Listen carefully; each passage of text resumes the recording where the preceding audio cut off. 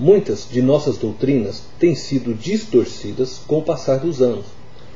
A doutrina que pretendo expor tem sido atacada muito pelos católicos e hoje ela tem perdido força, até mesmo no meio protestante. O que é a justificação pela fé?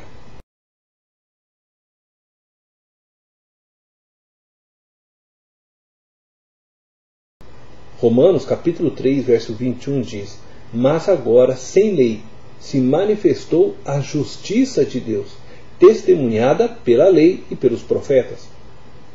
Paulo começa sua carta condenando toda a humanidade, desde os tempos da criação do mundo, por sua ingratidão, visto que não há quem reconheça a Deus na excelência de suas obras, pois essas revelam o seu poder e a sua glória.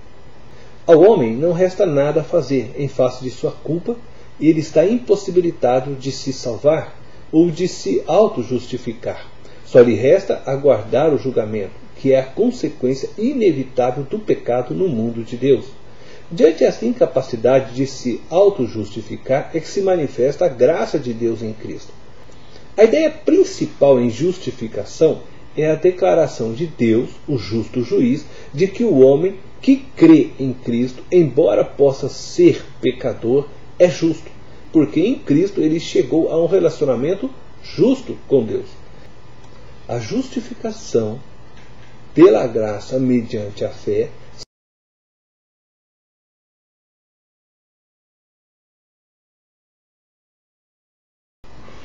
visto que todos os homens são pecadores, todas suas obras são maculadas. E a isso segue-se que todos os homens se acham destituídos de justiça inerente.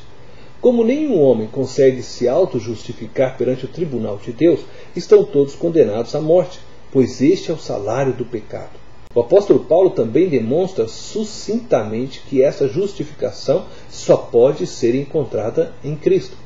Jesus é o centro da justificação pela graça mediante a fé.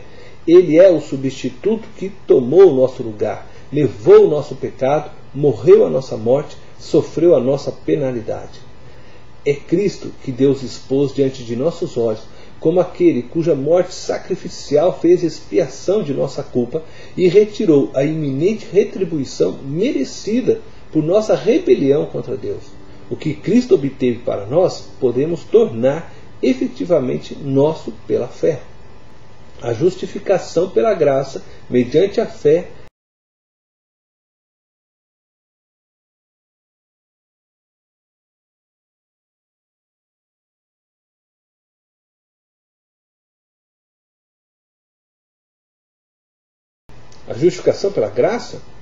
mediante a fé, nos garante a reconciliação com Deus. Romanos capítulo 5, verso 10 diz: Porque se nós, quando inimigos, fomos reconciliados com Deus, mediante a morte de seu Filho, muito mais, estando já reconciliados, seremos salvos pela sua vida.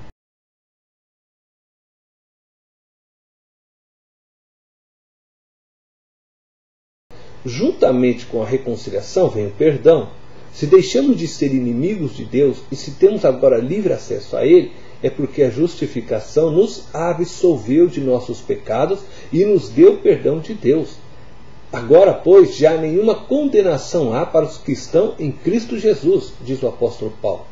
Isto significa que estamos perdoados. Não precisamos mais pagar a penalidade imposta por nossos pecados. A ira de Deus, que transforma o homem em seu inimigo, foi retirada por meio da justificação. O homem foi absolvido, seu relacionamento foi restaurado e agora ele tem paz com Deus. A justificação abriu a porta para o cumprimento da promessa de Deus anunciada pelo profeta Ezequiel no capítulo 36, versos 25 ao 27.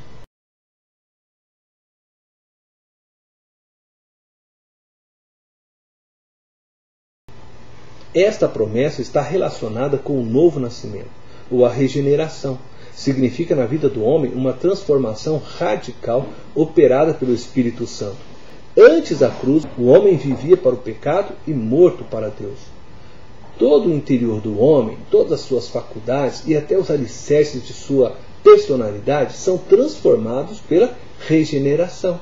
A regeneração é um nascer de novo. Nascemos no Espírito e agora somos guiados pelo Espírito de Deus. Por meio deste novo nascimento, somos recebidos no reino de Deus como filhos adotados por Deus em Cristo.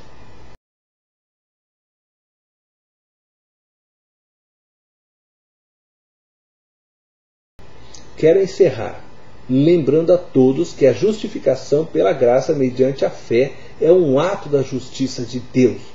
Pois Deus, para poder salvar o pecador, precisava satisfazer sua justiça.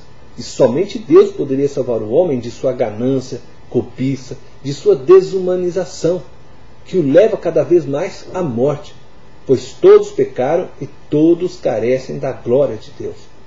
Esta justificação só pode ser encontrada em Cristo, pois somente Jesus Cristo, sendo Deus e homem, pôde satisfazer a justiça de Deus.